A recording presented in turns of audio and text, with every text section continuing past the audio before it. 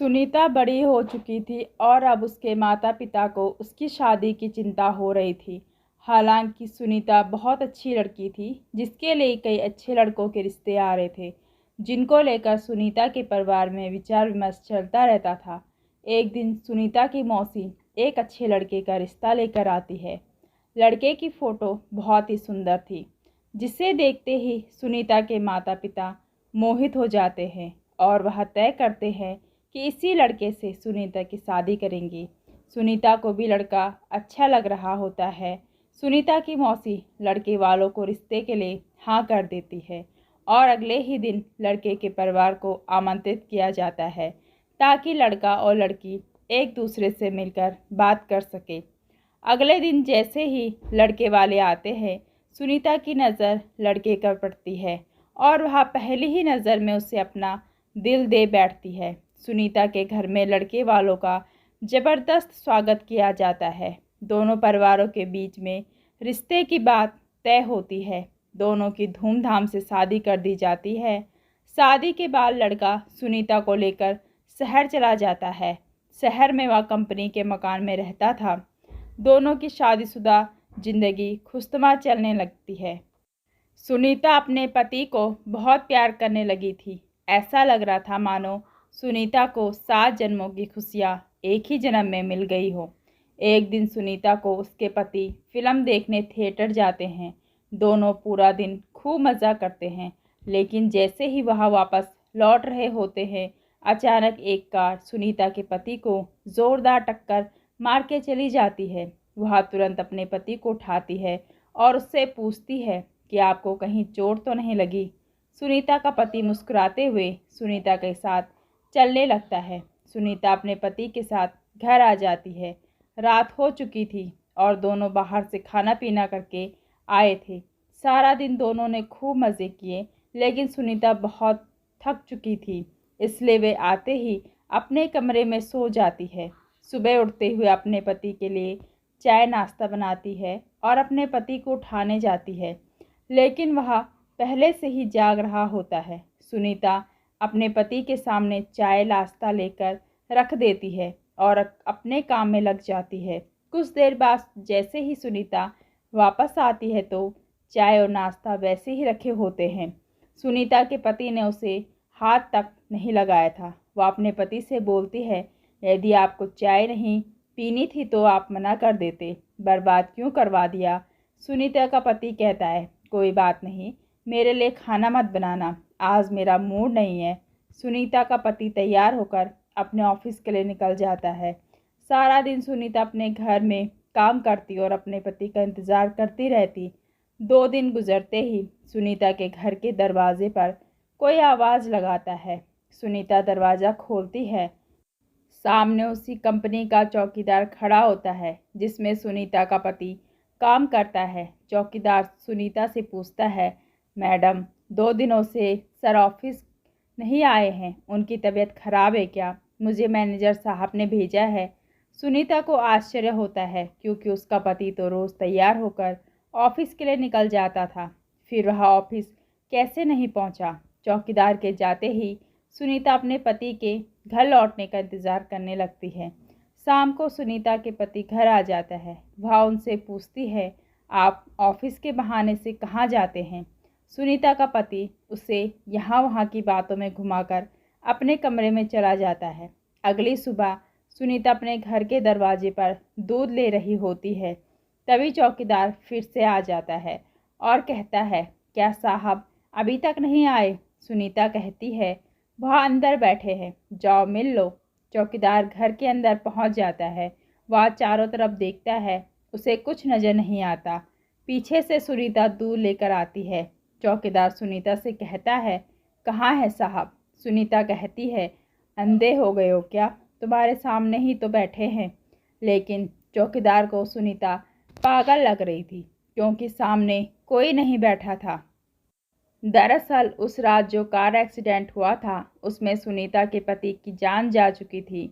चौकीदार सुनीता से दोबारा कहता है, मैडम वहाँ कोई नहीं बैठा है। लेकिन सुनीता चौकीदार को चिल्लाते हुए अपने पति को जाकर पकड़ लेती है और कहती है, यह देखो इतना बड़ा इंसान तुम्हें नज़र नहीं आ रहा? सुनीता के साथ कोई दिखाई नहीं दे रहा था। चौकीदार वापस लौट जाता है और कंपनी में जाकर सारी बात कह देता है। जब कई दिनों तक सुनीता का पति काम पर नहीं आता तो कंपनी की तरफ से दिया हुआ कमरा खाली करने के लिए नोटिस भेजा जाता है। सुनीता नोटिस पढ़ते ही चिंतित हो जाती है और अपने पति से कहती है, आप कंपनी में काम करते हैं, फिर क्यों हमें इस घर से निकालना जा रहा है? सुनीता का पति भूत बन चुका था, लेकिन सुनीता उसे साधारण समझ रही थी। उसी शहर में एक पुराना घर था जो कई दिनों से बंद पड़ा था और वहाँ कई भूतिया आत्माएं रहती थी। सुनीता का पति उसे उसी घर में चलने को कहता है। सुनीता अपने पति की बातों में आ जाती है और उसके साथ जाकर वहीं रहने लगती है। सुनीता ने इंसानों से रास्ता ख़त्म कर दिया था और अब वह अपने पति के साथ भूतिया दुनिया में ही जीना सीख गई थी। दरअसल सुनीता अपने पति की बातों से पूरी तरह संतुष्ट हो चुकी थी। सुनीता को इस भूतिया घर में ही धीरे धीरे डर का एहसास होने लगा है। वह अपने पति के अंदर बदलाव देख रही थी, लेकिन वह अपने पति के प्यार में इतनी दीवानी थी कि उसे एहसास ही नहीं था कि वह भूत की पत्नी बन चुकी थी। कुछ दिनों बाद सुनीता के सास ससुर शहर आते हैं। सुनीता अपने पति से कहती है, मम्मी पापा का फ़ोन आया था, वह 2 घंटे से स्टेशन में पहुंच जाएंगे, उन्हें जाकर ले आओ। सुनीता का पति उससे बाहर जाने का बहाना कर देता है और उसी को स्टेशन जाने को कहता है। सुनीता अपने सास ससुर को स्टेशन से जाकर ले आती है। सास ससुर आते ही अपने बेटे यानी सुनीता के पति के बारे में पूछते हैं। सुनीता कहती है, वह अभी किसी काम से बाहर गए हैं, कुछ देर में आ जाएंगे। सुनीता अपने सास ससुर के आने से बहुत खुश थी। वह उनके खाने की सारी तैयारियां करने लग जाती है। लेकिन शाम होने के बाद भी जब सुनीता का पति घर नहीं आता तो सभी चिंतित हो जाते हैं। सुनीता के पति का फ़ोन घर में ही रखा रहता था, इसलिए वह उससे संपर्क नहीं कर पा रही थी। सुनीता के साथ उसके सास ससुर भी अपने बेटे से मिलने का इंतज़ार कर रहे थे। पूरी रात गुजर जाती है, लेकिन सुनीता का पति घर नहीं आता। सभी परेशान होकर उसका इंतज़ार करते रहते हैं। सुनीता के ससुर उससे पीने के लिए पानी मांगते हैं और जैसे ही सुनीता उनके लिए पानी लेने जाती है, उसे अचानक उल्टियाँ होने लगती है।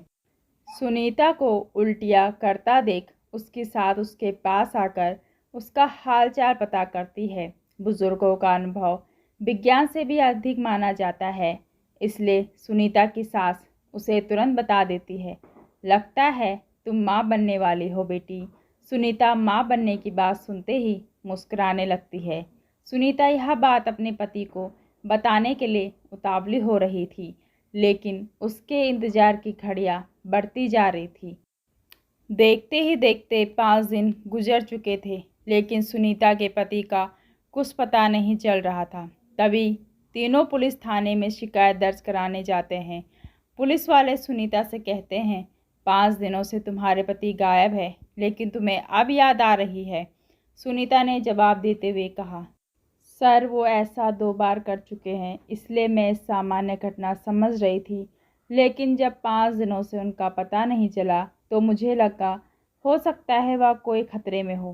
पुलिस FIR रिपोर्ट दर्ज कर लेती है और जांच पड़ताल शुरू कर देती है। पुलिस की तहकीकात शुरू हो चुकी थी और 2 दिनों में ही पुलिस को सुनीता के पति की सच्चाई पता चल जाती है और पुलिस वालों की बात सुनते ही सुनीता और उसके सास ससुर के पैरों तले ज़मीन खिसक जाती है। पुलिस के अधिकारी कहते हैं कि आपके पति तो 3 महीने पहले ही कार दुर्घटना में मर चुके हैं और लावारिस समझकर उनका अंतिम संस्कार भी नगर निगम के द्वारा कराया गया था, जिसकी रिपोर्ट सरकारी अस्पताल में मौजूद है। फिर आप कैसे कह रही हैं कि वह 5 दिनों से लापता है? लेकिन सुनीता यह बात मानने को तैयार नहीं थी, क्योंकि वह अपने पति के साथ 3 महीनों से दाम्पत्य जीवन गुजार रही थी और उसी के चलते वह गर्भवती हो चुकी थी। सुनीता पुलिस से अपने बच्चे का जिक्र करती है। जैसे ही पुलिस को यह बात पता चलती है कि उस मरे हुए इंसान का बच्चा सुनीता के गर्भ में है, वह सुनीता से कहते हैं, आप बच्चे का चेकअप करवा लीजिए, उसके डीएनए रिकॉर्ड से हमें पता चल जाएगा यह बच्चा आपके पति का है और उनके मरने के बाद यह आपके घर में आया है। तभी आपकी बात पर सभी को भरोसा होगा। पुलिस वाले को सुनीता के चरित्र पर शक था, इसलिए वह परीक्षण की मांग कर रहे थे। सुनीता को सरकारी अस्पताल लाया जाता है और वहां बच्चे का परीक्षण किया जाता है और जैसे ही डॉक्टर के पास बच्चे को रिपोर्ट आती है, उनके पसीने छूट जाते हैं क्योंकि बच्चा साधारण नहीं था। वह 2 महीने का था, लेकिन उसका विकास 8 महीने के बच्चे के बराबर हो चुका था और अगले ही महीने वह जन्म लेने वाला था। डॉक्टरों के लिए अपने आप में यह ऐतिहासिक बात थी कि 4 महीने में कैसे कोई बच्चा जन्म ले सकता है। डॉक्टर सुनीता के हालात के बारे में विचार ही कर रहे होते हैं कि अचानक सुनीता के पेट में दर्द बढ़ने लगता है। डॉक्टर सुनीता के इतने जल्दी बिगड़ने हुए हालात को समझ नहीं पा रहे थे। सुनीता को आपातकालीन कक्ष में लाया जाता है। तभी डॉक्टरों को पता चलता है कि सुनीता की डिलीवरी का समय आ चुका है और कुछ ही देर बाद सुनीता एक भूतिया बच्चे को जन्म दे देती है। सुनीता का बच्चा देखने में बहुत खूबसूरत था, लेकिन उसकी शारीरिक बनावट कुछ अलग थी। उसके दांत जन्म के साथ ही निकले थे और आंखें लाल थी। डॉक्टरों ने ऐसा बच्चा पहली बार देखा था। डॉक्टर उसका शारीरिक परीक्षण करते हैं। बच्चे के शरीर के अंदर सभी अंग सामान्य इंसानों की तरह ही थे। इस बच्चे के बारे में प्रमाण मिलते ही पुलिस को यकीन हो जाता है कि सुनीता सही कह रही थी, यह बच्चा उसी के पति का है। पुलिस ने अपने जीवन में यह पहला केस था जहां कोई भूत पिता बना था। सुनीता को अपने पति के मौत की खबर पर यकीन नहीं था, लेकिन सभी के कहने पर उसने यह मान लिया था कि उसका पति अब इस दुनिया में नहीं है। इसलिए वह अपने बच्चे और सास ससुर के साथ अपने गांव वापस लौट जाती है और अपने भूतिया बच्चे के साथ जीवन बिताने लगती है।